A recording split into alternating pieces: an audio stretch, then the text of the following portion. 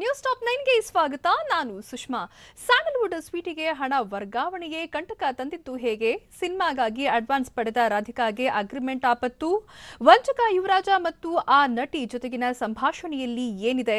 Sandalwood Sweety ನಿಜಕ್ಕೂ ರಾಜಕಾರಣಿಗಳ ಭೇಟಿಯಾಗಿದ್ರಾ? ವಂಚಕ ಯುವರಾಜ ಜೊತೆಗೆ ಅದ್ಯಾವ ಕಾರಣಕ್ಕೆ ಆ ನಟಿ ಮಾತನಾಡಿದ್ರು ಗೊತ್ತಾ? ವದಂತಿಯ ಆಡಿಯೋ ಬಗ್ಗೆ ನಟಿ ರಾಧಿಕಾ ಅಲ್ಲಗೆಳೆದಿದ್ದು ಹೇಗೆ?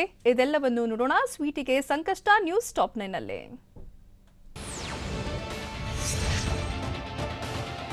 ವಂಚಕ ಯುವರಾಜ್ ಅಕೌಂಟ್ನಿಂದ ನಟಿ ರಾಧಿಕಾ ಅಕೌಂಟ್ಗೆ ಹಣ ವರ್ಗಾವಣೆಯಾಗಿರುವ ಕೇಸ್ ಇದೀಗ ಸಾಕಷ್ಟು ತಿರುವುಗಳನ್ನು ಪಡೆದುಕೊಳ್ತಿದೆ. ಇದಾದ ಬೆನ್ನಲ್ಲೇ ರಾಜಕಾರಣಿ ಜೊತೆ ನಟಿ ನಡೆಸಿದ ಮಾತುಕತೆಯ ಸ್ಫೋಟಕ ಸುದ್ದಿ ಬಯಲಾಗಿದೆ. ರಾಜಕಾರಣಿ ಜೊತೆ ಇದ್ದ ಯುವರಾಜ್ ಬಳಿಕ ನಟಿ ರಾಧಿಕಾಗೆ ಕರೆ ಮಾಡಿರುವ ಬಗ್ಗೆ ವದಂತಿ ಹರಡಿದ್ದು, ಈ ಆಡಿಯೋ ಇದೀಗ ರಾಜಕಾರಣದಲ್ಲೂ ಸಂಚಲನಕ್ಕೆ ಕಾರಣವಾಗಿದೆ.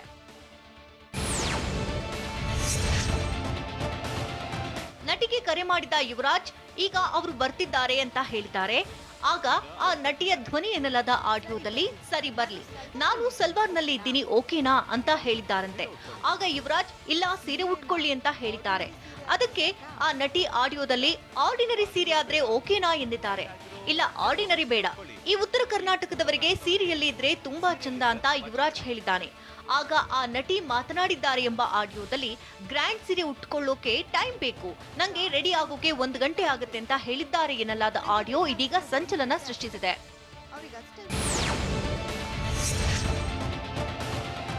ಇನ್ನು ರಾಜಕಾರಣಿ ಜೊತೆ ನಟಿ ರಾಧಿಕಾ ನಡೆಸಿದ್ದಾರೆ ಎನ್ನಲಾದ ಆಡಿಯೋ ವದಂತಿ ಇದೀಗ ಎಲ್ಲೆಡೆ ಚರ್ಚೆಯಾಗ್ತಾ ಇದೆ. ಆದ್ರೆ ಈ ಆಡಿಯೋ ಸಂಭಾಷಣೆ ಬಗ್ಗೆ ಪ್ರತಿಕ್ರಿಯಿಸಿರುವಂತಹ ನಟಿ ರಾಧಿಕಾ, ಆಡಿಯೋಗೂ ನನಗೂ ಸಂಬಂಧವಿಲ್ಲ ಅಂತ ಹೇಳಿದ್ದಾರೆ. ನನಗೂ ಆಡಿಯೋ ವದಂತಿಗೂ ಯಾವುದೇ ಸಂಬಂಧವಿಲ್ಲ. ಹಲವು ರಾಜಕಾರಣಿಗಳ ಪರಿಚಯವಿದೆ, ಯಾರೊಂದಿಗೂ ಮಾತನಾಡಿಲ್ಲ ಅಂತ ರಾಧಿಕಾ ಕುಮಾರಸ್ವಾಮಿ ಹೇಳಿದ್ದಾರೆ.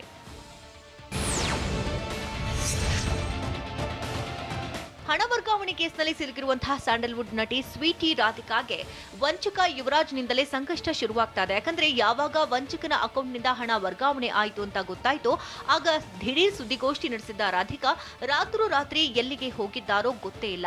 ರಾತ್ರಿ 11 ಗಂಟೆಯಾದರೂ ರಾಧಿಕಾ ಆಗ್ಲಿ ಅವರ ಸಹೋದರನಾಗ್ಲಿ ಅವರ ಸುಳಿವೇ ಇಲ್ಲದಾಗಿದೆ. ಸದ್ಯ ತಮ್ಮ ನಿವಾಸದಲ್ಲಿ ಇಲ್ಲ ಅನ್ನೋ ಮಾಹಿತಿ ಕೇಳಿ ಬಂದಿದೆ. ಹಾಗಾದ್ರೆ ಎದುರಾಗಿರುವಂತಹ ಸಂಕಷ್ಟದಿಂದ ಪಾರಾಗೋದು ಹೇಗೆ ಅನ್ನೋ ಲೆಕ್ಕಾಚಾರದಲ್ಲಿದ್ದಾರ ರಾಧಿಕಾ ಅನ್ನೋದು ಚರ್ಚೆಗೆ ಗ್ರಾಸವಾಗಿದೆ. ವಂಚಕ ಯುವರಾಜ್ ಮತ್ತು ನಟಿ ರಾಧಿಕಾ ಅಕೌಂಟ್ಗೆ ಹಣ ವರ್ಗಾವಣೆ ಕೇಸ್ ಬಗೆದಷ್ಟು ಬಯಲಾಗ್ತಾನೆ ಇದೆ. ಹಣ ವರ್ಗಾವಣೆಯಲ್ಲಿ ಕಾಣದ ಕೈಗಳ ಕಳ್ಳಾಟ ಇದೆಯಾ ಅನ್ನೋ ಅನುಮಾನ ಕೂಡ ಶುರುವಾಗಿದೆ. ಯಾಕಂದ್ರೆ ಅಸಲಿಗೆ ಯುವರಾಜ್ ಕೊಟ್ಟಿದ್ದು ಕೇವಲ 75 ಲಕ್ಷನ. ಹಾಗಾದ್ರೆ ಸಿಸಿಬಿಗೆ ಸಿಕ್ಕ ದಾಖಲೆಗೂ ರಾಧಿಕಾ ಹೇಳಿದ ಲೆಕ್ಕಕ್ಕೂ ತಾಳೆ ಆಗ್ತಿಲ್ಲ ಯಾಕೆ ಎನ್ನುವುದು ಸಹ ಅನುಮಾನ ಮೂಡಿದೆ.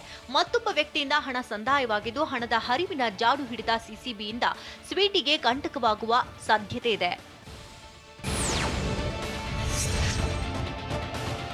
ಹಣದ ವರ್ಗಾವಣೆಯಲ್ಲಿ ಸಿಸಿಬಿ ಪೊಲೀಸರಿಗೆ ಬೇನಾಮಿ ವಾಸನೆ ಕೂಡ ಶುರುವಾಗಿದೆ.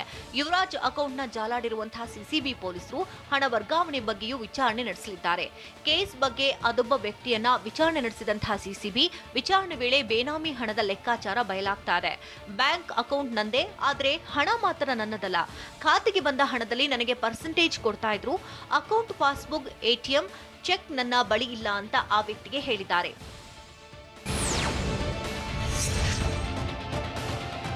ರಾಧಿಕಾ ಕುಮಾರಸ್ವಾಮಿ ಜೊತೆಗೆ ಆಕೆಯ ಅಣ್ಣನಿಗೂ ಕಂಟಕ ಎದುರಾಗಿದೆ. ಸಿಸಿಬಿ ವಿಚಾರಣೆ ವೇಳೆ ಮತ್ತೊಂದು ಮಾಹಿತಿ ಬಯಲಾಗಿದೆ. ರಾಧಿಕಾ ಸಹೋದರ ಕವಿರಾಜ್ಗೆ ಈ ವಿಚಾರಗಳೇ ಕಂಟಕವಾಗಿದೆ. ಈಗಾಗಲೇ ಯುವರಾಜ್ ಜೊತೆ ಹಣದ ವ್ಯವಹಾರವಿಲ್ಲ ಅಂತ ರವಿರಾಜ್ ಹೇಳಿದ್ದಾರೆ. ಆದರೆ ಸಿಸಿಬಿ ಬಳಿ ಇರೋ ದಾಖಲೆಯಲ್ಲಿ ರವಿರಾಜ್ ಹೆಸರಿದ್ದು ಈಗಾಗಲೇ ಒಮ್ಮೆ ವಿಚಾರಣೆಯನ್ನು ಮಾಡಲಾಗಿದೆ. ಅಸಲಿಗೆ ರವಿರಾಜ್ಗೆ ಕಂಟಕವಾಗಿದ್ದು ಮಾತ್ರ ಅದೊಬ್ಬ ವ್ಯಕ್ತಿಯ ಹೇಳಿಕೆ.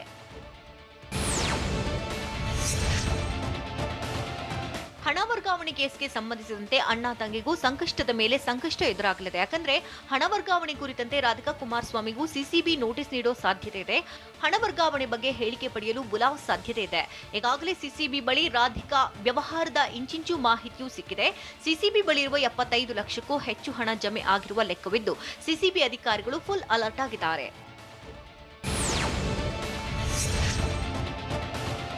ವಂಚಕ ಯುವರಾಜ್ ನನ್ನ ವಶಕ್ಕೆ ಪಡೆದು ವಿಚಾರಣೆ ನಡೆಸ್ತಾ ಇರುವಂತಹ ಸಿಸಿಬಿ ಅಧಿಕಾರಿಗಳು ಸ್ವಾಮಿಯ ಜಾಲವನ್ನ ಜಾಲಾಡ್ತಿದ್ದಾರೆ. ಈಗಾಗಲೇ 2 ಕಾರ್ಗಳನ್ನ ಸೀಸ್ ಮಾಡಿರುವಂತಹ ಸಿಸಿಬಿ ಐಷಾರಾಮಿ ಕಾರ್ಗಳಾದ ಲ್ಯಾಂಡ್ ರೋವರ್, ಬೆನ್ಸ್ ಕಾರುಗಳನ್ನ ಜಪ್ತಿ ಮಾಡಿದ್ದಾರೆ. ಇನ್ನು ಜಪ್ತಿಯಾಗಿರುವಂತಹ ಲ್ಯಾಂಡ್ ರೋವರ್ ಕಾರು ಯುವರಾಜ್ ಪತ್ನಿ ಪ್ರೇಮ ಹೆಸರಲ್ಲಿದೆ. ಸೀಸ್ ಆಗಿರೋ ಬೆನ್ಸ್ ಕಾರು ಬೇರೆಯವರ ಹೆಸರಲ್ಲಿದೆ. ನಟಿ ರಾಧಿಕಾಗೆ 3.25 ಕೋಟಿಯದ್ದೇ ದೊಡ್ಡ ಟೆನ್ಷನ್ ಆಗ್ತಿದೆ. ವಂಚಕ ಯುವರಾಜ್ ಹಣದ ವ್ಯವಹಾರ 10 ಅನುಮಾನಗಳನ್ನ ಹುಟ್ಟುಹಾಕ್ತಿದ್ದು, ರಾಧಿಕಾ ಕೊಟ್ಟ ಉತ್ತರಗಳೇ ಮತ್ತಷ್ಟು ಪ್ರಶ್ನೆಗಳನ್ನು ಹುಟ್ಟುಹಾಕಿವೆ. ಹಣ ವರ್ಗಾವಣೆ ಟ್ವಿಸ್ಟ್ ಪಡ್ಕೊಳ್ತಿರೋದು ಹೇಗೆ? ಇದೆಲ್ಲವನ್ನು ನೋಡೋಣ ರಾಧಿಕಾ ರಹಸ್ಯ ನ್ಯೂಸ್ ಟಾಪ್ 9 ನಲ್ಲಿ. ಸ್ಯಾಂಡಲ್ವುಡ್ನ ಸ್ವೀಟಿ ರಾಧಿಕಾ ಮತ್ತು ಯುವರಾಜ್ ಹಣದ ವ್ಯವಹಾರ 10 ಅನುಮಾನಗಳನ್ನು ಹುಟ್ಟುಹಾಕಿದೆ. ಯುವರಾಜ್ ಅಕೌಂಟ್ನಿಂದ ಹಣ ವರ್ಗಾವಣೆಯಾಗಿರುವ ಬಗ್ಗೆ ನಟಿ ರಾಧಿಕಾ ಕೊಟ್ಟಿರ್ತಕ್ಕಂಥ ಉತ್ತರವೇ ಹಲವು ಅನುಮಾನಗಳನ್ನು ಹುಟ್ಟುಹಾಕ್ತಿದೆ. ಯಾಕಂದ್ರೆ ಫೆಬ್ರವರಿಯಲ್ಲಿ ಶುಕ್ರದಶೆ ಶುರುವಾಗುತ್ತೆ ಅಂತ ಕಾದು ಕುಳಿತಿದ್ದ ರಾಧಿಕಾಗೆ ವಂಚಕ ಸ್ವಾಮೀಜಿ ಯುವರಾಜ್ನಿಂದಲೇ ವಕ್ರದಶೆ ಶುರುವಾಗುವಂತೆ ಕಾಡ್ತಿದೆ.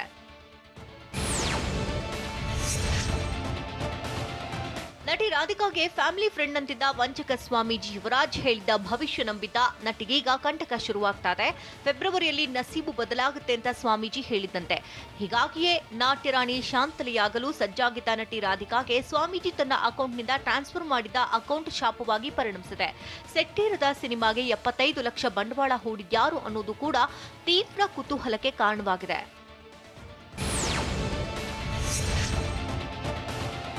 ವಂಚಕ ಸ್ವಾಮೀಜಿಯನ್ನ ಒಳ್ಳೆ ವ್ಯಕ್ತಿ ಅಂತಲೇ ಭಾವಿಸಿದ್ದೆ ಅಂತ ಹೇಳಿರುವಂತ ನಟಿ ರಾಧಿಕಾ ಆತನ ಬಗ್ಗೆ ಟಿವಿ ನೋಡಿದಾಗಲೇ ವಿಚಾರ ಗೊತ್ತಾಯ್ತು ಅಂತ ಹೇಳಿದ್ದಾರೆ. 17 ವರ್ಷಗಳಿಂದ ಪರಿಚಯ ಇದ್ರೂ ಯುವರಾಜ್ ವಂಚಕ ಅನ್ನೋದು ಗೊತ್ತಾಗಿಲ್ವಾ? ಅಥವಾ ಸುದ್ದಿಗೋಷ್ಠಿಯಲ್ಲಿ ರಾಧಿಕಾ ಕುಮಾರಸ್ವಾಮಿ ಕೇವಲ ಅರ್ಧ ಸತ್ಯ ಮಾತ್ರ ಹೇಳಿದ್ರಾ? ತಂದೆ ಕಾಲದಿಂದ ಗೊತ್ತಿದ್ದ ವ್ಯಕ್ತಿಯ ಹಿನ್ನೆಲೆ ಬಗ್ಗೆ ಗೊತ್ತೇ ಆಗಿಲ್ವಾ ಅನ್ನೋ ಅನುಮಾನ ಕೂಡ ಕಾಡ್ತಿದೆ. ನಟಿ ರಾಧಿಕಾ ಕುಮಾರಸ್ವಾಮಿ ನಿಜಕ್ಕೂ ಯುವರಾಜ್ ಜೊತೆ ಕ್ಲೋಸ್ ಆಗಿದ್ರ? ನಿಜವಾಗ್ಲೂ ಸಿನಿಮಾಗಾಗಿ ಯುವರಾಜ್ ಜೊತೆ ಚರ್ಚೆ ನಡೆಸಿದ್ರ? ಯಾರ ಬ್ಯಾನರ್ನಲ್ಲಿ ಸಿನಿಮಾ ಮಾಡೋಕೆ ರಾಧಿಕಾ ಮುಂದಾಗಿದ್ರು ಅನ್ನೋ ಪ್ರಶ್ನೆಗಳು ಹುಟ್ಕೊಳ್ತವೆ. ವೈಷ್ಣವಿ ಪ್ರೊಡಕ್ಷನ್ ಅಲ್ಲಿ ನಾಟ್ಯರಾಣಿ ಶಾಂತಲೆ ಸಿನಿಮಾ ಮಾಡಲು ಹೋಗಿದ್ದ ರಾಧಿಕಾ ಈ ಐತಿಹಾಸಿಕ ಸಿನಿಮಾ ಮಾಡುವ ಸಲುವಾಗಿ ಯುವರಾಜ್ ಅಕೌಂಟ್ನಿಂದ ಅಡ್ವಾನ್ಸ್ ಆಗಿ 15 ಲಕ್ಷ ಬಂದಿತ್ತು ಅಂತ ಹೇಳಿದ್ದಾರೆ. ಇದು ಕೂಡ ಹಲವು ಅನುಮಾನಗಳಿಗೆ ಕಾರಣವಾಗಿದೆ.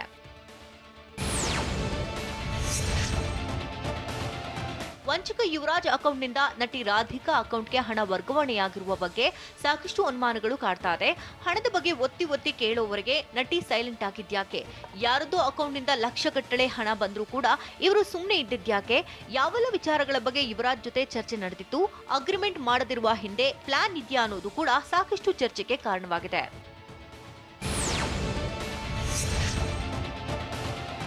ರಾಧಿಕಾ ಅಕೌಂಟ್ಗೆ ಬಂದ ದುಡ್ಡಿನ ಬಗ್ಗೆ ಕೇಳೋ ತನಕ ಸ್ವೀಟಿ ನಟಿ ತುಟಿ ಬಿಚ್ಚಿರಲಿಲ್ಲ.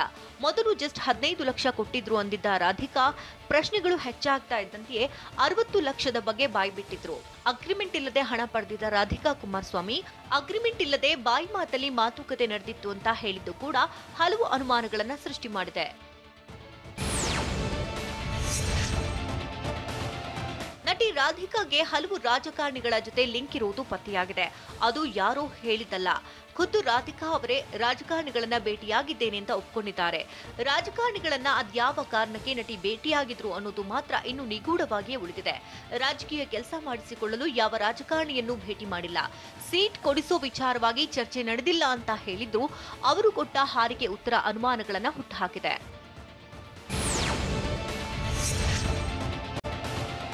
ನಿರ್ಮಾಪಕರನ್ನ ಭೇಟಿ ಮಾಡದೆ ನಟಿ ರಾಧಿಕಾ ಹಣ ಪಡೆದ್ರ ಅನ್ನೋ ಅನುಮಾನಗಳು ಹೆಚ್ಚಾಗ್ತಿವೆ. ಜಸ್ಟ್ ಸಿನಿಮಾ ಹೆಸರಲ್ಲಿ ನಡೆದಿರುವಂತಹ ಹಣದ ವ್ಯವಹಾರ ಇದಲ್ಲ ಅನ್ನುವಂತಹ ಶಂಕೆ ಕೂಡ ಕಾಡ್ತಿದೆ. ಅದರಲ್ಲೂ ಸಿನಿಮಾ ಮಾಡುವ ನೆಪದಲ್ಲಿ 75 ಲಕ್ಷವನ್ನ ಸ್ವೀಟಿ ಪಡೆದಿದ್ದಾರೆ. ಆದರೆ ರಾಧಿಕಾಗೆ 60 ಲಕ್ಷ ಕೊಟ್ಟವರು ಯಾರೆಂದು ಗೊತ್ತಿಲ್ವಂತೆ. ಪರಿಚಯವಿಲ್ಲದವರಿಂದ ಹಣ ಪಡೆದು 9 ತಿಂಗಳು ರಾಧಿಕಾ ಸುಮ್ಮನಿದ್ದಿದ್ದಾದ್ರೂ ಯಾಕೆ ಅನ್ನೋದು ಕೂಡ ಇದೀಗ ಪ್ರಶ್ನೆ ಎದ್ದಿದೆ. ನಟಿ ರಾಧಿಕಾಗೆ ಸಂಭಾವನೆ ವಿಚಾರವೇ ಗುತ್ತು ತಂದಿದ್ದು ಹೇಗೆ? ಅಸಲಿಗೆ ಸ್ಯಾಂಡಲ್ವುಡ್ನಲ್ಲಿ ನಟಿಮಣಿಯರು ಒಂದು ಸಿನಿಮಾಗೆ ಎಷ್ಟು ಸಂಭಾವನೆ ಪಡ್ಕೊಳ್ತಾರೆ ಗೊತ್ತಾ? ಡೈರೆಕ್ಟರ್ ಪ್ರೊಡ್ಯೂಸರ್ ಯಾರು ಅನ್ನೋದನ್ನೇ ಮರೆತು ರಾಧಿಕಾ ಸಿನಿಮಾ ಒಪ್ಪಿಕೊಂಡಿತ್ತು ಯಾಕೆ? ಇದೆಲ್ಲವನ್ನು ನೋಡೋಣ ರಾಧಿಕಾ ಲಾಕ್ ನ್ಯೂಸ್ ಟಾಪ್ 9 ನಲ್ಲಿ.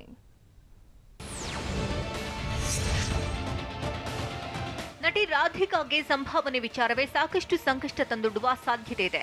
ಸ್ಯಾಂಡಲ್ವುಡ್ನಲ್ಲಿ ನಿರ್ಮಾಣ ಆಗೋ ಸಿನಿಮಾಗಳಲ್ಲಿ ನಟಿಗೆ ಇಷ್ಟು ಸಂಭಾವನೆ ಸಿಗೋ ಸಾಧ್ಯತೆ ಕಡಿಮೆ ಇದೆ. ಈ ಹಿಂದೆ ಆಗಿರೋ ಬೆಳವಣಿಗೆಗಳೆಲ್ಲವನ್ನ ಗಮನಿಸಿದ್ರೆ ನಟಿಮಣಿಯರ ಸಂಭಾವನೆ ಬೇಡಿಕೆಯಲ್ಲಿದ್ರೆ 20 ರಿಂದ 25 ಲಕ್ಷ ಕೊಡ್ತಾರೆ. ಅತಿ ಬೇಡಿಕೆ ಇದ್ರೂ 50 ಲಕ್ಷ ಮೀರಲ್ಲ. ಆದರೆ ರಾಧಿಕಾಗೆ 75 ಲಕ್ಷ ಹೇಗೆ ಸಂಭಾವನೆಯಾಗಿ ಅಡ್ವಾನ್ಸ್ ನೀಡಿದ್ರು ಅನ್ನೋದು ಕುತೂಹಲಕ್ಕೆ ಕಾರಣವಾಗಿದೆ.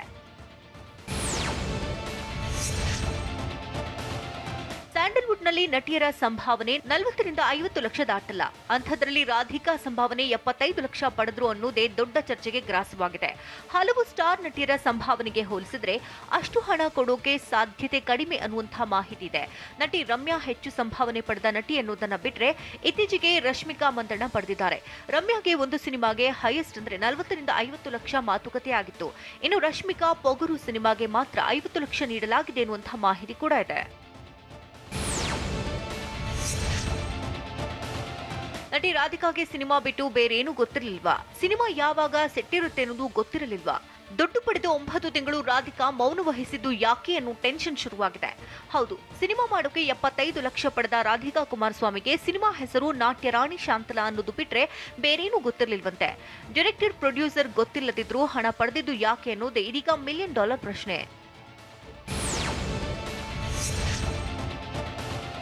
ವಂಚಕ ಸ್ವಾಮೀಜಿ ಯುವರಾಜ್ ತನ್ನ ಅಕೌಂಟ್ನಿಂದ ಸ್ವೀಟಿ ರಾಧಿಕಾಗೆ ಹಣ ಕೊಟ್ಟಿದ್ಯಾಕೆ ಅನ್ನೋದೇ ಈಗ ಹೆಚ್ಚು ಅನುಮಾನಕ್ಕೆ ಕಾರಣವಾಗಿದೆ. ಯುವರಾಜ್ ಹಣ ನೀಡಿರೋ ಬಗ್ಗೆ ಸಿನಿಮಾಗೆ ಅಂತ ಯುವರಾಜ್ ಹಣ ಕೊಟ್ಟರು ಅಂತ ರಾಧಿಕಾ ಹೇಳಿದ್ರು ಸಹ ಇದು ಬೇರೆಯದ್ದೇ ಅನುಮಾನ ಎಡೆ ಮಾಡಿಕೊಟ್ಟಿದೆ. ಯುವರಾಜ್ ಕೊಟ್ಟಿರೋ ಹಣವನ್ನ ವಾಪಸ್ ಕೊಡ್ತೀನಿ ಅಂತ ನಟಿ ರಾಧಿಕಾ ಹೇಳಿದ್ದಾರೆ.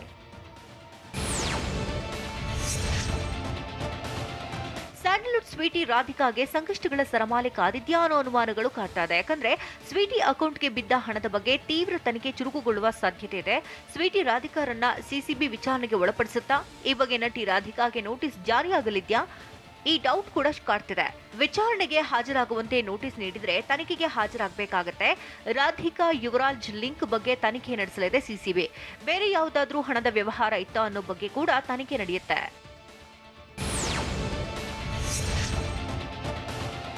ಶುಕ್ರ ದಿಸೆಗೆ ಕಾಯ್ತಾ ಇದ್ದ ಸ್ವೀಟಿಗೆ ಸ್ವಾಮಿ ಭವಿಷ್ಯದಿಂದ ಸಂಕಷ್ಟ ಎದುರಾಯ್ತಾ ಅನ್ನೋದು ಕಾಡಲು ಶುರುವಾಗಿದೆ. ಹೊಸ ಸಂಕಷ್ಟದಿಂದ ರಾಧಿಕಾ ಸಿನಿಮಾ ಪ್ಲಾನ್ಗೆ ಹೊಡೆತ ಬೀಳುವುದು ಪಕ್ಕಾ ಆಗಿದೆ. ಯಾಕಂದ್ರೆ ಫೆಬ್ರವರಿಯಿಂದ ನಿಮಗೆ ಒಳ್ಳೇದಾಗುತ್ತೆ ಅಂತ ಯುವರಾಜ್ ಸ್ವಾಮಿ ಹೇಳಿದ್ರಂತೆ. ಹೀಗಾಗಿ ಹಲವು ಹೊಸ ಸಿನಿಮಾಗಳಿಗೆ ರಾಧಿಕಾ ಪ್ಲಾನ್ ಮಾಡಿದ್ರು. ಆದ್ರೀಗ ಯುವರಾಜ್ ಅಕೌಂಟ್ನಿಂದ ಹಣ ವರ್ಗಾವಣೆಯಾದ್ಮೇಲೆ ಈ ಸಿನಿಮಾಗೆ ಹೊಡೆತ ಬಿದ್ದಂತಾಗಿದೆ.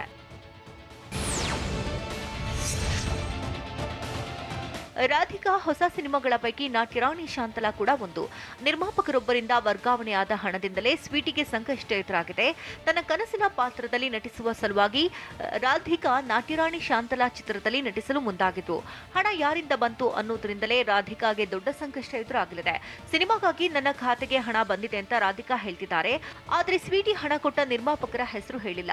ವೈಷ್ಣವಿ ಎಂಟರ್ಪ್ರೈಸಸ್ ನಲ್ಲಿ ನಿರ್ಮಾಪಕರ ಹೆಸರು ಮುನಿರಾಜು ಅಂತ ಇದೆ ಅನ್ನೋ ಮಾಹಿತಿ ಇದೆ.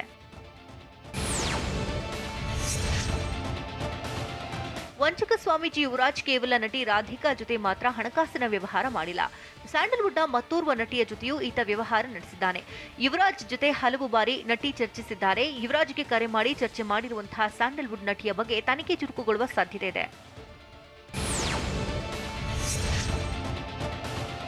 ನಟಿ ರಾಧಿಕಾಗೆ ಮುಳುವಾಗಿದೆ ₹1,25,00,000 ಸಂಕಷ್ಟ ಎದುರಾಗುವಂತಹ ಸಾಧ್ಯತೆ ಇದೆ. ಯಾಕಂದ್ರೆ ಸೇವಾಲಾಲ ಸಂಘನ ಬಸವಸ್ವಾಮೀಜಿ ಅಲಿಯಾಸ್ ಯುವರಾಜ್ ತನ್ನ ಅಕೌಂಟ್ನಿಂದ ಹಣ ವರ್ಗಾವಣೆ ಮಾಡಿದ್ದು ಈ ಬಗ್ಗೆ ಇಡಿ ಅಧಿಕಾರಿಗಳು ತನಿಖೆ ನಡೆಸೋ ಸಾಧ್ಯತೆ ಇದೆ.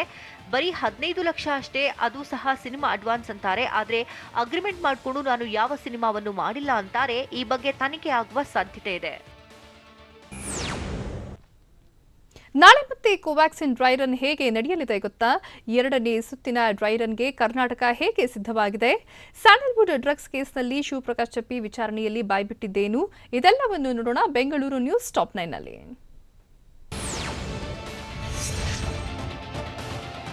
ಕೊರೋನಾ ಸೋಂಕಿಗೆ ಬ್ರೇಕ್ ಹಾಕುವ ಸಲುವಾಗಿ ಈಗಾಗಲೇ ದೇಶದಲ್ಲಿ 2 ಲಸಿಕೆಗಳನ್ನು ತಯಾರಿಸಲಾಗಿದೆ. ಇನ್ನೇನು ಹಂಚಿಕೆ ಕಾರ್ಯ ಶುರುವಾಗಲಿದ್ದು ಅದಕ್ಕೂ ಮೊದಲೇ ಡ್ರೈ ರನ್ ನಡೆಸಲಾಗ್ತಾ ಇದೆ.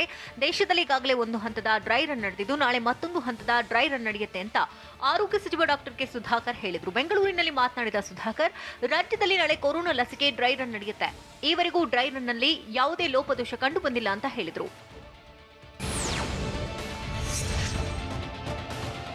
ದಿನದಿಂದ ದಿನಕ್ಕೆ ಯುಕೆ ಮಿಸ್ಸಿಂಗ್ ಪ್ರಯಾಣಿಕರ ಸಂಖ್ಯೆ ಏರಿಕೆಯಾಗ್ತಾನೆ ಇದೆ. ಬ್ರಿಟನ್ನಿಂದ ಬೆಂಗಳೂರಿಗೆ ಬಂದವರು ಹೊಸ ಟೆನ್ಷನ್ ಶುರು ಮಾಡಿದ್ದು 75 ಇದ್ದ ಮಿಸ್ಸಿಂಗ್ ಕೇಸ್ ಇದೀಗ 117ಕ್ಕೆ ಏರಿಕೆಯಾಗಿದೆ.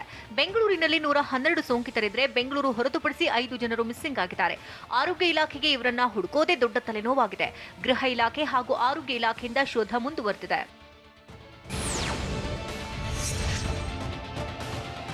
ಜೆಡಿಎಸ್ ಪಕ್ಷವನ್ನು ಮತ್ತಷ್ಟು ಬಲಗೊಳಿಸಲು ಜೆಡಿಎಸ್ ವರಿಷ್ಠ ಎಚ್.ಡಿ. ದೇವೇಗೌಡ ಪಣ ತೊಟ್ಟಿದ್ದಾರೆ. ಬೆಂಗಳೂರಿನಲ್ಲಿ ಜೆಡಿಎಸ್ ಸಂಘಟನಾ ಸಭೆ ನಡೆಸಿದ್ರು. ಮಾಜಿ ಸಿಎಂ ಕುಮಾರಸ್ವಾಮಿ ನೇತೃತ್ವದ ಸಭೆಯಲ್ಲಿ ಹಾಲಿ ಶಾಸಕರು, ಮಾಜಿ ಶಾಸಕರು, ಪರಿಷತ್ ಸದಸ್ಯರು ಭಾಗಿಯಾಗಿದ್ದರು.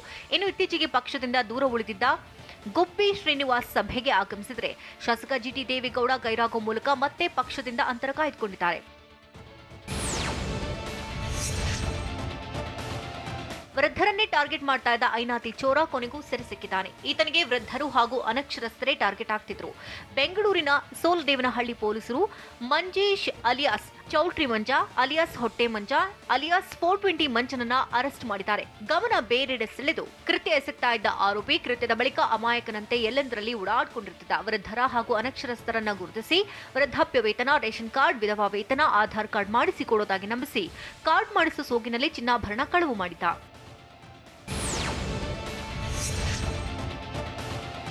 ದೆಹಲಿಯಲ್ಲಿ ಮುಂದುವರೆದ ರೈತರ ಹೋರಾಟ ಹಾಗೂ ರಾಜ್ಯ ಸುಗ್ರೀವಾಜ್ಞೆ ಮೂಲಕ ಗೋಹತ್ಯೆ ನಿಷೇಧ ಕಾಯ್ದೆ ಜಾರಿಗೆ ತಂದಿದೆ. ಇದಕ್ಕೆ ಆಕ್ರೋಶ ವ್ಯಕ್ತಪಡಿಸಿರುವಂತಹ ರೈತ ಮುಖಂಡ ಕೋಡಿಹಳ್ಳಿ ಚಂದ್ರಶೇಖರ್, ದೆಹಲಿಯಲ್ಲಿ ರೈತರ ಸತ್ಯಾಗ್ರಹ ಮುಂದುವರೆದಿದೆ. ಭಾರತ ಸರ್ಕಾರ ಕೃಷಿಯನ್ನ ಬಲಾಢ್ಯ ಕಂಪನಿಗಳಿಗೆ ವರ್ಗಾಯಿಸುತ್ತಿದೆ. ಮೋದಿ ಮಾತನ್ನ ಚಾಚು ತಪ್ಪದೆ ಯಡಿಯೂರಪ್ಪ ಪಾಲಿಸುತ್ತಿದ್ದಾರೆ. ರೈತರಿಂದ ಜಾನುವಾರುಗಳನ್ನು ಕಿತ್ತುಕೊಳ್ತಿದ್ದಾರೆ. ಭೂ ಸುಧಾರಣಾ ಕಾಯ್ದೆಯಿಂದ ಈಗಾಗಲೇ ಕಾರ್ಪೊರೇಟ್ ಕಂಪನಿಗಳಿಗೆ ಲಾಭವಾಗಿದ್ದು ಮುಂದೆ ಉಗ್ರ ಹೋರಾಟ ಮಾಡುವ ಎಚ್ಚರಿಕೆ ಕೊಟ್ಟಿದ್ದಾರೆ.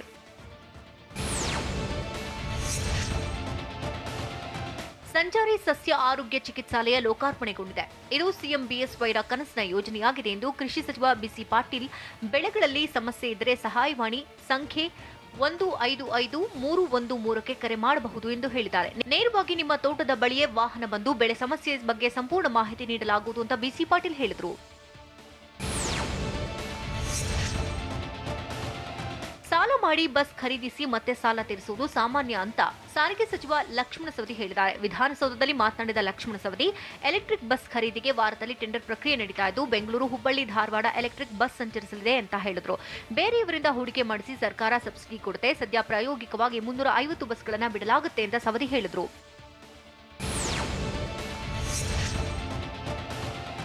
ಸ್ಯಾಂಡಲ್ವುಡ್ಗೆ ಡ್ರಗ್ಸ್ ಜಾಲದ ನಂಟು ಆರೋಪದಲ್ಲಿ A1 ಆರೋಪಿ ಶಿವಪ್ರಕಾಶ್ ಚಪ್ಪಿ ಹೇಳ್ತಾರೆ. ಸಿಸಿಬಿ ವಿಚಾರಣೆಗೆ ಹಾಜರಾದ A1 ಶಿವಪ್ರಕಾಶ್ ಚಪ್ಪಿಗೆ ಹಲವು ಪ್ರಶ್ನೆಗಳನ್ನು ಕೇಳಲಾಗಿದೆ. ನಶಿನಂಟಿನಲ್ಲಿ ಇನ್ನು ಯಾರೆಲ್ಲ ಭಾಗಿಯಾಗಿದ್ದಾರೆ, ಯಾರ್ಯಾರ ಜೊತೆ ಸಂಪರ್ಕ ಜಾಲ ಇದೆ ಅನ್ನೋದನ್ನ ಸಿಸಿಬಿ ಇನ್ಸ್ಪೆಕ್ಟರ್ ಪುನೀತ್ ವಿಚಾರಣೆ ನಡೆಸಿದ್ದಾರೆ.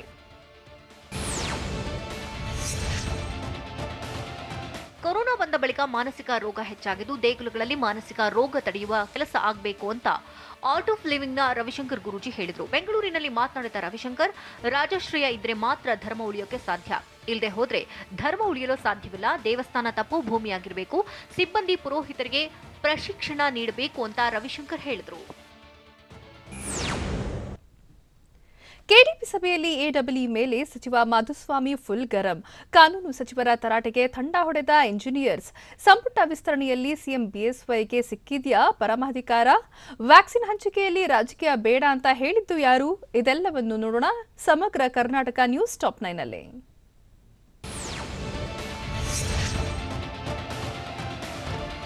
ಮುಂದುವರಿದು ಮಾತನಾಡಿದ ಸಚಿವ ಜಗದೀಶ್ ಶೆಟ್ಟರ್, ಶಾಸಕರ ಕ್ಷೇತ್ರಕ್ಕೆ ಅನುದಾನ ತಾರತಮ್ಯ ವಿಚಾರವನ್ನ ಮುಖ್ಯಮಂತ್ರಿ ಗಮನಿಸಿ ಸರಿ ಮಾಡ್ತಾರೆ.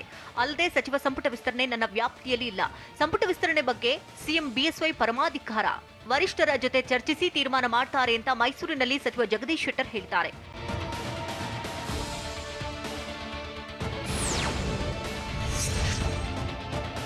ಕೋವಿಡ್ ವ್ಯಾಕ್ಸಿನ್ ಹಂಚಿಕೆ ವಿಚಾರದಲ್ಲಿ ಕಾಂಗ್ರೆಸ್ ರಾಜಕೀಯ ಮಾಡ್ತಾ ಇದೆ ಅಂತ ಸಚಿವ ಜಗದೀಶ್ ಶೆಟ್ಟರ್ ಮೈಸೂರಲ್ಲಿ ಆರೋಪಿಸಿದ್ದಾರೆ. ವಿಪಕ್ಷಗಳು ಎಲ್ಲದಕ್ಕೂ ವಿರೋಧ ಮಾಡಬಾರದು. ಆಪಾದನೆ ಮಾಡಿದ ರಾಹುಲ್ ಗಾಂಧಿ ಸ್ಥಿತಿ ಏನಾಗಿದೆ? ಅದೇ ಮೋದಿ ಜನಪ್ರಿಯತೆ ಇಡೀ ಜಗತ್ತಿಗೆ ಗೊತ್ತಿದೆ.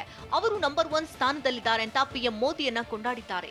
ಅಲ್ಲದೆ ಕೊರೋನಾ ವ್ಯಾಕ್ಸಿನ್ ಹಂಚಿಕೆಗೆ ಆರೋಗ್ಯ ಇಲಾಖೆ ಸಿದ್ಧತೆ ಮಾಡಿಕೊಂಡಿದೆ. ಅದರ ನೇತೃತ್ವವನ್ನ ಆರೋಗ್ಯ ಸಚಿವ ಕೆ ಸುಧಾಕರ್ ವಹಿಸಿಕೊಂಡಿದ್ದಾರೆ ಅಂತ ಸಚಿವ ಜಗದೀಶ್ ಶೆಟ್ಟರ್ ಮೈಸೂರಲ್ಲಿ ತಿಳಿಸಿದ್ದಾರೆ.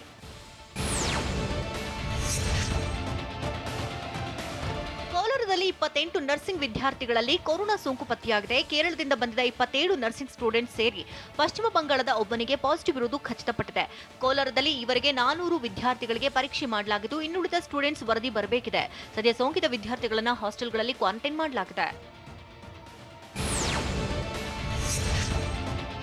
ಬೆಳಗಾವಿ ಜಿಲ್ಲೆಯಲ್ಲಿ ಮತ್ತೆ 3 ಶಿಕ್ಷಕರಿಗೆ ಕೊರೋನಾ ವಕ್ಕರಿಸಿಕೊಂಡಿರುವುದು ಖಚಿತಪಟ್ಟಿದೆ. ಚಿಕ್ಕೋಡಿ ವ್ಯಾಪ್ತಿಯಲ್ಲಿ ಸೋಂಕು ದೃಢಪಟ್ಟಿದ್ದು ಜಿಲ್ಲೆಯಲ್ಲಿ ಪಾಸಿಟಿವ್ ತಗುಲಿದ ಶಿಕ್ಷಕರ ಸಂಖ್ಯೆ 25ಕ್ಕೆ ಏರಿದೆ. ಹುಕ್ಕೇರಿ ತಾಲೂಕಿನ ಕೋಣನಕೇರಿ, ಗೋಕಾಕ್ ತಾಲೂಕಿನ ಕನಸಗಿರಿಯ ಪ್ರಾಥಮಿಕ ಶಾಲೆ ಶಿಕ್ಷಕರು ಸೇರಿ ಹಿರೇನಂದಿ ಸರ್ಕಾರಿ ಪ್ರೌಢಶಾಲೆ ಟೀಚರ್ಗೆ ಕೊರೋನಾ ತಗುಲಿದೆ. ಮುಂಜಾಗ್ರತಾ ಕ್ರಮವಾಗಿ 3 ಶಾಲೆಗಳನ್ನು ಬಂದ್ ಮಾಡಲಾಗಿದೆ ಅಂತ ಚಿಕ್ಕೋಡಿ ಡಿಟಿಪಿಐ ಗಜಾನನ ಮಣ್ಣಿಕೇರಿ ತಿಳಿಸಿದ್ದಾರೆ.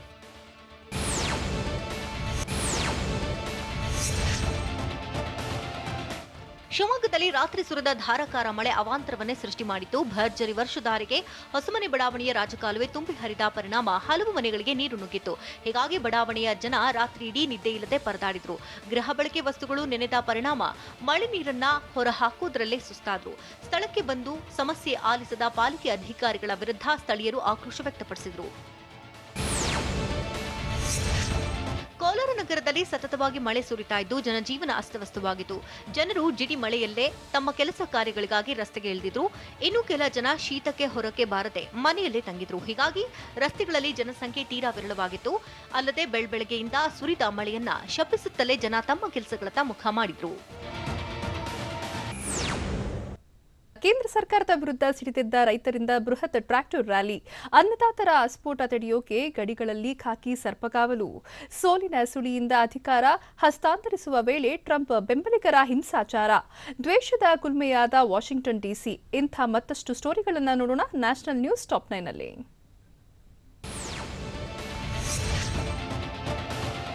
ಕೇಂದ್ರ ಕೃಷಿ ಕಾಯ್ದೆ ತಿದ್ದುಪಡಿ ವಿರೋಧಿಸಿ ಅನ್ನದಾತರು ಆಕ್ರೋಶ ವ್ಯಕ್ತಪಡಿಸ್ತಾ ಇದ್ದು ಜ್ವಾಲೆ ಮತ್ತಷ್ಟು ಹೆಚ್ಚಾಗ್ತಾನೆ ಇದೆ. ಉತ್ತರ ಪ್ರದೇಶದ ಗೇಟ್ ಬಳಿ ರೈತರು ಪ್ರೊಟೆಸ್ಟ್ ಮಾಡ್ತಾ ಇದ್ದು ಬೃಹತ್ ಟ್ರ್ಯಾಕ್ಟರ್ ರ್ಯಾಲಿ ಹಮ್ಮಿಕೊಂಡಿದ್ದಾರೆ. ಈ ರ್ಯಾಲಿಯಲ್ಲಿ ಸರಿಸುಮಾರು 500ಕ್ಕೂ ಹೆಚ್ಚು ಟ್ರ್ಯಾಕ್ಟರ್ಗಳು ಪಾಲ್ಗೊಂಡಿವೆ. ಮುಂದಿನ ಮಾತುಕತೆವರೆಗೂ ಹೋರಾಟ ನಿಲ್ಲಲ್ಲ ಅಂತ ಭಾರತೀಯ ಕಿಸಾನ್ ಸಂಘದ ಮುಖಂಡ ರಾಕೇಶ್ ಹೇಳಿದ್ದಾರೆ.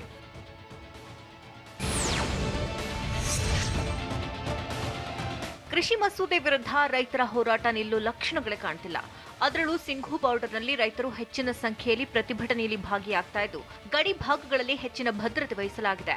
ಟ್ರ್ಯಾಕ್ಟರ್ ರ್ಯಾಲಿ ನಡೀತಾ ಇರುವುದನ್ನು ತಡೆಯುವ ಸಲುವಾಗಿ ದೆಹಲಿಯ 4 ಗಡಿ ಭಾಗಗಳಲ್ಲಿ ಪೊಲೀಸ್ ಸರ್ಪಗಾವಲು ನಿಯೋಜಿಸಲಾಗಿದೆ.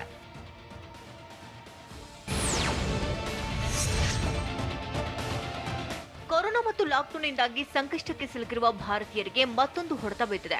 ಪೆಟ್ರೋಲ್ ಮತ್ತು ಡೀಸೆಲ್ ಬೆಲೆ ಏರಿಕೆಯಾಗ್ತಾನೆ ಇದೆ. ಇವತ್ತು ಕೂಡ ತೈಲ ಬೆಲೆ ಏರಿಕೆಯಾಗಿದ್ದು ವಾಹನ ಸವಾರರು ಶಾಕ್ ಆಗಿದ್ದಾರೆ. ಪ್ರತಿ ಲೀಟರ್ ಪೆಟ್ರೋಲ್ ಬೆಲೆ 23 ಪೈಸೆಯಷ್ಟು ಏರಿಕೆಯಾಗಿದ್ರೆ ಲೀಟರ್ ಡೀಸೆಲ್ ಬೆಲೆ 26 ಪೈಸೆಯಷ್ಟು ಏರಿದೆ.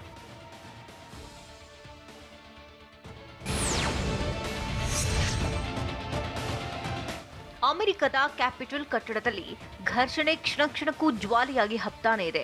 ನಿರ್ಗಮಿತ ಅಧ್ಯಕ್ಷ ಡೊನಾಲ್ಡ್ ಟ್ರಂಪ್ ಬೆಂಬಲಿಗರು ನಡೆಸ್ತಾ ಇರುವಂತಹ ಗಲಾಟೆಯಲ್ಲಿ ಈವರೆಗೂ 4 ಸಾವನ್ನಪ್ಪಿದ್ದಾರೆ. ಗಲಾಟೆ ವೇಳೆ ಟ್ರಂಪ್ ಬೆಂಬಲಿಗರು ಅಪಾರ ಸಂಖ್ಯೆಯಲ್ಲಿ ಜಮಾಯಿಸಿದ್ರು. ಪೊಲೀಸರು ಫೈರಿಂಗ್ ಮಾಡಿದ ವೇಳೆ ದಿಕ್ಕಾಪಾಲಾಗಿ ಕೆಲವರು ಓಡಿದ್ರೆ 4 ಮೃತಪಟ್ಟಿರುವುದಾಗಿ ಅಮೆರಿಕ ಪೊಲೀಸರು ತಿಳಿಸಿದ್ದಾರೆ. ಅಮೆರಿಕ ಅಧ್ಯಕ್ಷ ಚುನಾವಣೆಯ ಎಲೆಕ್ಟ್ರಲ್ ಕಾಲೇಜ್ ಮತ ಎಣಿಕೆ ವಿರುದ್ಧ ಡೊನಾಲ್ಡ್ ಟ್ರಂಪ್ ಬೆಂಬಲಿಗರು ಪ್ರತಿಭಟನೆ ನಡೆಸ್ತಾ ಇದ್ದು ತೀವ್ರ ಸ್ವರೂಪ ಪಡೆದುಕೊಂಡಿದೆ.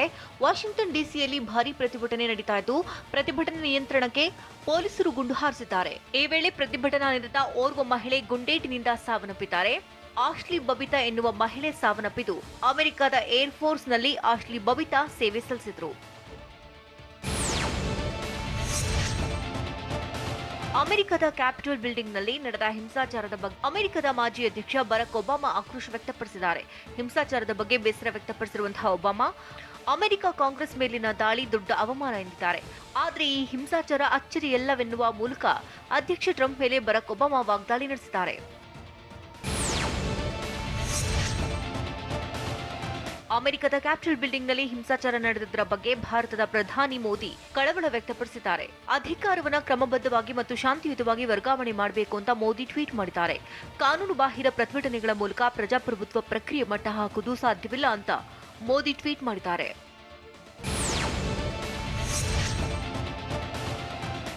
ಅಮೆರಿಕದ ಕ್ಯಾಪಿಟಲ್ ಬಿಲ್ಡಿಂಗ್ನಲ್ಲಿ ಘರ್ಷಣೆಯಾದ ಬೆನ್ನಲ್ಲೇ ಅಧ್ಯಕ್ಷ ಡೊನಾಲ್ಡ್ ಟ್ರಂಪ್ ತನ್ನ ಬೆಂಬಲಿಗರಿಗೆ ಹಲವು ಟ್ವೀಟ್ಗಳನ್ನು ಮಾಡಿದರು. ಇದರಿಂದ ಮತ್ತಷ್ಟು ಹಿಂಸಾಚಾರ ಆಗುವ ಸಾಧ್ಯತೆ ಇದೆ ಎನ್ನುವ ಕಾರಣಕ್ಕೆ ಮುನ್ನೆಚ್ಚರಿಕೆ ವಹಿಸಿದಂತಹ ಜಾಲತಾಣಗಳಾದ ಟ್ವಿಟರ್ ಮತ್ತು ಫೇಸ್ಬುಕ್ ಟ್ರಂಪ್ ಖಾತೆಯನ್ನ ಲಾಕ್ ಮಾಡಿವೆ. ಟ್ವಿಟರ್ 12 ಗಂಟೆಗಳ ಕಾಲ ಬಂದ್ ಆದರೆ ಟ್ರಂಪ್ ಫೇಸ್ಬುಕ್ ಖಾತೆ 24 ಗಂಟೆಗಳ ಕಾಲ ಸ್ಥಗಿತಗೊಳಿಸಲಾಗಿದೆ. ಇನ್ಸ್ಟಾಗ್ರಾಂ ಖಾತೆ ಕೂಡ 24 ಗಂಟೆಗಳ ಕಾಲ ಬಂದ್ ಆಗಿತ್ತು.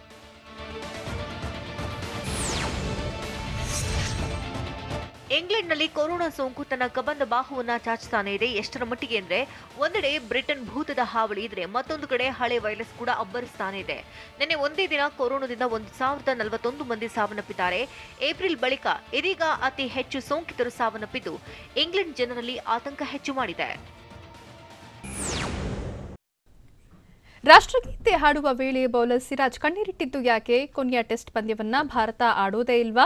ರಾಕಿಂಗ್ ಸ್ಟಾರ್ ಯಶ್ ಹುಟ್ಟುಹಬ್ಬಕ್ಕೆ ಹೇಗಿದೆ ತಯಾರಿ? ಇದೆಲ್ಲವನ್ನು ನೋಡೋಣ ಎಂಟರ್ಟೈನ್ಮೆಂಟ್ ನ್ಯೂಸ್ ಟಾಪ್ 9 ನಲ್ಲಿ.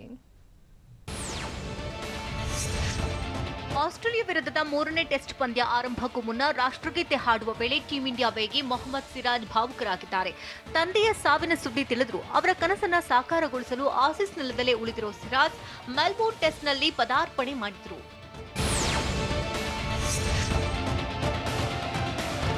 ಬಿಸಿಸಿಐ ಅಧ್ಯಕ್ಷ ಮತ್ತು ಭಾರತ ಕ್ರಿಕೆಟ್ ತಂಡದ ಮಾಜಿ ನಾಯಕ ಸೌರವ್ ಗಂಗೂಲಿ ಇಂದು ವುಡ್ಲ್ಯಾಂಡ್ಸ್ ಆಸ್ಪತ್ರೆಯಿಂದ ಡಿಸ್ಚಾರ್ಜ್ ಆಗಿದ್ದಾರೆ. ಜನವರಿ 2ರಂದು ಗಂಗೂಲಿಗೆ ಲಘು ಹೃದಯಾಘಾತವಾಗಿದ್ದರಿಂದ ವುಡ್ಲ್ಯಾಂಡ್ಸ್ ಆಸ್ಪತ್ರೆಯಲ್ಲಿ ಆಂಜಿಯೋಪ್ಲಾಸ್ಟಿ ಮಾಡಲಾಗಿತ್ತು. ಆಸ್ಪತ್ರೆಯಿಂದ ಡಿಸ್ಚಾರ್ಜ್ ಆದ ಸೌರವ್ ಗಂಗೂಲಿ ಅತ್ಯುತ್ತಮ ಆರೈಕೆ ಮಾಡಿದ ವುಡ್ಲ್ಯಾಂಡ್ಸ್ ಆಸ್ಪತ್ರೆ ಮತ್ತು ಎಲ್ಲಾ ವೈದ್ಯರಿಗೆ ಧನ್ಯವಾದ ತಿಳಿಸಿದ್ದಾರೆ. ತಮ್ಮ ಜೀವ ಉಳಿಸಿಕೊಳ್ಳಲು ನಾವು ಆಸ್ಪತ್ರೆಗೆ ಬರ್ತೇವೆ, ಅದು ನಿಜವೆಂದು ಸಾಬೀತಾಗಿದೆ ಎಂದು ದಾದಾ ಹೇಳಿದ್ದಾರೆ. ಸಿಡ್ನಿಯಲ್ಲಿ 3ನೇ ಟೆಸ್ಟ್ ಪಂದ್ಯವನ್ನಾಡ್ತಾ ಇರುವ ಟೀಂ ಇಂಡಿಯಾ 4ನೇ ಟೆಸ್ಟ್ ಪಂದ್ಯಕ್ಕೂ ಮುನ್ನವೇ ಸ್ವದೇಶಕ್ಕೆ ವಾಪಸ್ಸಾಗುವ ಕುರಿತು ಚಿಂತನೆ ನಡೆಸ್ತಾ ಇದೆ. ಕ್ವೀನ್ಸ್ಲ್ಯಾಂಡ್ನಲ್ಲಿ ಕೊರೋನಾ ಗೈಡ್ಲೈನ್ಸ್ ಬಗ್ಗೆ ಅಸಮಾಧಾನಗೊಂಡಿರುವ ಟೀಂ ಇಂಡಿಯಾ ಟೆಸ್ಟ್ ಸರಣಿ ಮೊಟಕುಗೊಳಿಸುವ ನಿರ್ಣಯಕ್ಕೆ ಬಂದಿದೆ ಎನ್ನಲಾಗ್ತಿದೆ. ಆಸ್ಟ್ರೇಲಿಯಾದ ಮಾಜಿ ವೇಗಿ ಗ್ಲೇನ್ ಮೆಗ್ರಾತ್ ಫೌಂಡೇಶನ್ಗೆ ಸಚಿನ್ ತೆಂಡೂಲ್ಕರ್ ನೆರವು ಕೊಟ್ಟಿದ್ದಾರೆ. ತಾವು ಟೀಂ ಇಂಡಿಯಾ ಟೆಸ್ಟ್ ತಂಡದಲ್ಲಿ ಆಡಿದ್ದಾಗ ಬಳಸಿದ ಜರ್ಸಿಯನ್ನ ತಮ್ಮ ಹಸ್ತಾಕ್ಷರ ಸಮೇತ ಉಡುಗೊರೆಯಾಗಿ ನೀಡಿದ್ದಾರೆ. ಜೊತೆಗೆ ಗೆಳೆಯನ ಫೌಂಡೇಶನ್ ಮತ್ತು ಅದರ ಕೆಲಸಗಳಿಗೆ ಆಲ್ ದಿ ಬೆಸ್ಟ್ ಹೇಳಿದ್ದಾರೆ. ನಟ ಪವರ್ ಸ್ಟಾರ್ ಪುನೀತ್ ರಾಜ್ಕುಮಾರ್ ಗೋಕರ್ಣದಲ್ಲಿ ಕಾಣಿಸಿಕೊಂಡಿದ್ದಾರೆ. ಗೋಕರ್ಣದ ಮಹಾಬಲೇಶ್ವರ ಸನ್ನಿಧಿಗೆ ಭೇಟಿ ನೀಡಿ ಆತ್ಮಲಿಂಗಕ್ಕೆ ವಿಶೇಷ ಪೂಜೆ ಸಲ್ಲಿಸಿದ್ದಾರೆ. ಆಪ್ತರ ಮದುವೆ ನಿಮಿತ್ತ ಕುಮಟಾಗೆ ತೆರಳಿದ್ದ ಅಪ್ಪು ದೇವಸ್ಥಾನಕ್ಕೆ ಭೇಟಿ ನೀಡಿದ್ದಾರೆ. ನಾಳೆ ಅಂದ್ರೆ ಜನವರಿ 8ಕ್ಕೆ ನಟ ಯಶ್ ಹುಟ್ಟುಹಬ್ಬದ ಸಂಭ್ರಮ. ಯಶ್ ಬರ್ತ್ಡೇ ಪ್ರಯುಕ್ತ ಕೆಜಿಎಫ್ನ ಮೊದಲ ಟೀಸರ್ ರಿಲೀಸ್ ಆಗ್ತಾ ಇದೆ. ಅದ್ದೂರಿ ಆಚರಣೆ ಇಲ್ಲದ ಕಾರಣ ಅಭಿಮಾನಿಗಳೆಲ್ಲ ವಿಶೇಷ ಸಂಭ್ರಮಕ್ಕೆ ಸಿದ್ಧವಾಗ್ತಿದ್ದಾರೆ. ಪ್ರತಿ ಜಿಲ್ಲೆಯಲ್ಲೂ ಒಂದು ಚಿತ್ರಮಂದಿರದಲ್ಲಿ ಕೆಜಿಎಫ್ 2 ಟೀಸರ್ ರಿಲೀಸ್ ಮಾಡಲಿದ್ದಾರೆ ಅಭಿಮಾನಿಗಳು. ಬಿಗ್ ಸ್ಕ್ರೀನ್ ಮೇಲೆ ಟೀಸರ್ ನೋಡಲಿದ್ದಾರೆ ಯಶ್ ಫ್ಯಾನ್ಸ್. ಮೆಗಾಸ್ಟಾರ್ ಚಿರಂಜೀವಿ ಅಭಿನಯದ ಆಚಾರ್ಯ ಸಿನಿಮಾ ಸಿಕ್ಕಾಪಟ್ಟೆ ಸದ್ದು ಮಾಡ್ತಾ ಇದೆ. ಈ ಹಿಂದೆ ಪೋಸ್ಟರ್ನಿಂದ ಸದ್ದು ಮಾಡಿದ ಆಚಾರ್ಯ ಇದೀಗ ಸೆಟ್ನಿಂದ ಬೆರಗುಗೊಳಿಸಲಿದ್ದಾನೆ. ಆಚಾರ್ಯ ಸಿನಿಮಾದ ಶೂಟಿಂಗ್ ಆಗಿ ಹೈದರಾಬಾದ್ನಲ್ಲಿ 20 ಎಕರೆ ಪ್ರದೇಶದಲ್ಲಿ ಗೋಪುರದ ಸೆಟ್ ಹಾಕಲಾಗಿದೆ. ಚಿರಂಜೀವಿ ಸೆಟ್ನ ವಿಡಿಯೋ ಹಂಚಿಕೊಂಡಿದ್ದಾರೆ. ರಾಜಮೌಳಿ ನಿರ್ದೇಶನದ RRR ಸಿನಿಮಾ ವಿಶೇಷ ಹಾಡೊಂದಕ್ಕೆ ಸಿದ್ಧವಾಗ್ತಾ ಇದೆ. ಈ ಹಾಡಿನಲ್ಲಿ ಇಡೀ ತಾರಾ ಬಳಗವೇ ಇರಲಿದೆಯಂತೆ. ಈ ಹಾಡಿಗಾಗಿ ಪ್ರತ್ಯೇಕವಾಗಿ ಹೆಚ್ಚಿನ ಬಜೆಟ್ ನಿಗದಿ ಮಾಡಲಾಗಿದೆಯಂತೆ. ನಟ ರಾಮ್ ಚರಣ್ ತೇಜ, ಜೂನಿಯರ್ NTR, ಆಲಿಯಾ ಭಟ್, ಅಜಯ್ ದೇವ್ಗನ್ ಜೊತೆಗೆ ಮತ್ತಿಬ್ಬರು ಬೀಟೂನ್ ತಾರೆಯರು ಕೂಡ ಹೆಜ್ಜೆ ಹಾಕಲಿದ್ದಾರಂತೆ. ಇದು ಇವತ್ತಿನ ನ್ಯೂಸ್ ಟಾಪ್ 9. ನಿರಂತರ ಸುದ್ದಿಗಾಗಿ ನೋಡ್ತಾ ಇರಿ TV9.